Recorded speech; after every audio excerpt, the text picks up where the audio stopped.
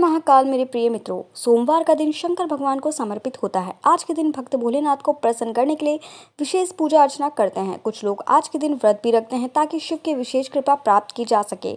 बाबा भोलेनाथ के आशीर्वाद के लिए आप भी सोमवार का व्रत कर रहे हैं तो शिव व्रत कथा को पढ़कर ये सुनकर उपवास को पूरा करें।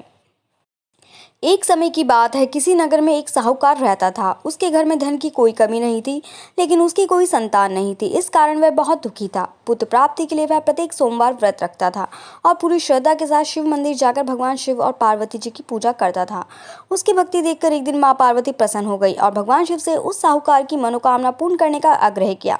पार्वती जी की इच्छा सुनकर भगवान शिव ने कहा, हे पार्वती, इस संसार में हर प्राणी को उसके कर्मों का फल मिलता है और जिसके भाग्य में जो है उसे भोगना ही पड़ता है। लेकिन पार्वती जी ने साहूकार की भक्ति का मान रखने के लिए उसकी मनोकामना पूर्ण करने की इच्छा जताई। माता पार्वती के आग्रह पर शिव जी ने साहूकार को पुत्र प्राप्ति का वरदान तो दिया, लेकिन साथ ही यह भी कहा कि उसके बालक की आयु केवल 12 वर्ष होगी।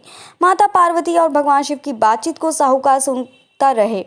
उसे ना तो इस बात की खुशी थी और न ही दुख। वह पहले की भांति शिव जी की पूजा करता रहा। कुछ समय के बाद साहूकार के घर एक पुत्र का जन्म हुआ। जब वह बालक 11 वर्ष का हुआ तो उसे पढ़ने के लिए काशी भेज दिया गया। साहूकार ने पुत्र के मामा को बुलाकर उसे बहुत सारा धन दिया और कहा, तुम इस बालक को काशी विद्या प्राप्ति के लिए ले जाओ और मार्ग में यज्ञ कराना। जहाँ भी यज्ञ कराओ वहाँ ब्राह्मणों को भोजन कराते हुए दक्षिणा देते हुए जाना।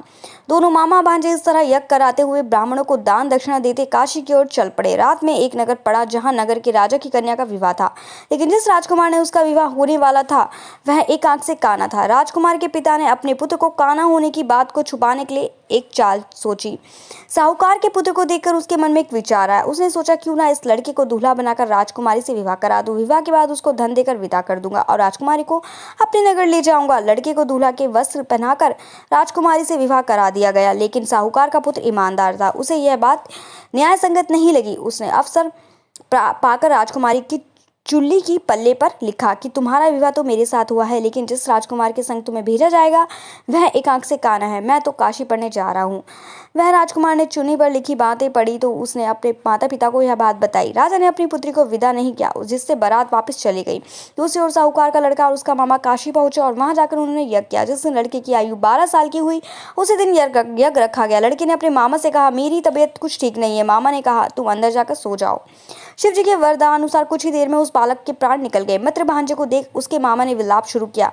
संयोगवश उसी समय शिवजी और माता पार्वती उधर से जा रहे थे। पार्वती ने भगवान से कहा, स्वामी, मुझे इसके रोने के स्वर सहन नहीं हो पा रहा है। आप इस व्यक्ति को कष्ट को अवश्य दूर करें। जब शिवजी मित्र बालक के समीप गए तो वह बोले कि यह उस साहूकार का पुत्र है जिसे मैंने 12 वर्ष की आयु का वरदान दिया।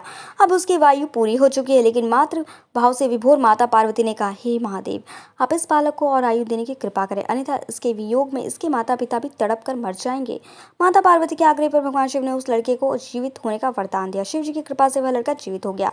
शिक्षा समाप्त करके लड़का मामा के साथ अपने नगर को चल दिया। दोनों चलते हुए उसी नगर में पहुंचे जहां उसका विवाह हुआ था। उस नगर में भी उन्होंने यज्ञ का आयोजन किया। उस लड़के के ससुर ने उसे पहचान लिया और महल में ले जाकर उसकी खातिरदारी की और अपनी पुत्री की विदा किया।